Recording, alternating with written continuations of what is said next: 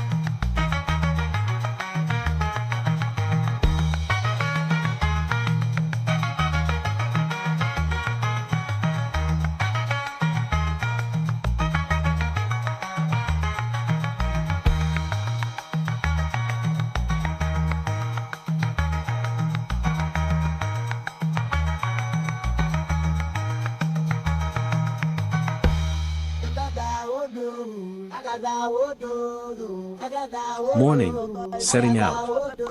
At dawn, the Hadzabe men and boys rise early. The air is still cool, and the golden light spreads over the savanna and rocky hills of northern Tanzania. Men prepare their bows and arrows, carefully tipped with poison made from desert rose plants. The arrows are stored in quivers crafted from kudu hide. Each hunter also carries a small pouch with honey-collecting tools and a knife. Women and children head in a different direction. They carry digging sticks, woven baskets, and sometimes babies strapped to their backs. Their goal is to find tubers, berries, and baobab fruit. This division of labor ensures that the group returns with a variety of foods. Tracking and hunting. The hunters move silently, eyes scanning the ground for tracks. They read the fresh prints of antelope or warthog, noticing bent grass or disturbed soil. Their knowledge of the land allows them to identify not only the animal but how recently it passed by. When they find game, hunters spread out. The bows are drawn, and if the shot is good, the poisoned arrow does its work. Sometimes the prey runs a long distance before falling. The hunters follow patiently, reading signs until they find the animal. A successful kill is cause for celebration. The meat is roasted on open flames, shared equally, and eaten with laughter and stories. Gathering food. Meanwhile, women use their sharpened sticks to dig for underground roots and tubers. These starchy foods provide steady energy and water in the dry season. Children climb trees to shake down berries or to break open baobab pods, scooping out the tangy, vitamin-rich pulp. Honey is a special prize. The Hadza listen for the call of the honey-guide bird, which leads them to hidden hives. After a smoky fire is used to calm the bees, the sweet honeycomb is collected and eaten fresh. Both children and adults delight in its rich taste. Midday rest. As the sun rises high and the heat grows, the groups find shade under big acacia or baobab trees. The men may roast small birds or animals they've caught, while women share fruits and tubers. The food is not hoarded, everything is shared freely, with no one left hungry. Afternoon, more foraging. Later, the groups may continue searching. If meat is scarce, hunters may shoot guinea fowl, monkeys, or small antelope. Women may collect more wild greens, seeds, or nuts. Children are active participants, learning from an early age how to track, dig, and climb. Evening return. By sunset, the groups reunite. The day's finds, meat, roots, fruits, and honey, are placed in the center of camp. A fire is lit, arrows are repaired, and stories are told. The Hadza live day to day, without storing food, relying on their skill and the land's generosity. Key points of Hadza food finding. Men, hunting game, collecting honey. Women and children, digging tubers, gathering fruits, nuts, and seeds.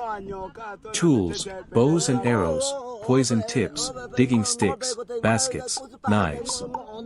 Food sources, antelope, warth. The forest awakens with sound, birds calling, leaves whispering in the wind. A small group of Hadzabe men and women walk gracefully through the lush green, their eyes scanning the trees for treasures. In their hands, baskets slowly fill with vibrant fruits glowing under the dappled sunlight. Imagine a taste untouched by time, ingredients plucked straight from nature's pantry, guided by knowledge passed down for thousands of years. The Hadzabe, one of the last true hunter-gatherer tribes on Earth, live in harmony with the land in ways most of us can only imagine.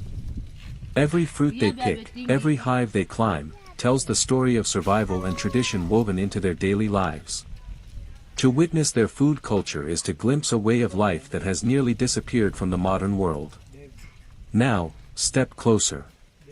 The camera lingers on glistening wild honey dripping from combs, crimson forest berries shining like jewels, and roots freshly pulled from the earth. These are not ordinary ingredients, they are gifts of the wild, carefully gathered and celebrated. What follows is a culinary ritual rarely seen by outsiders, a Hadzabe recipe blending forest fruits with raw honey, simple yet profound, ancient yet alive.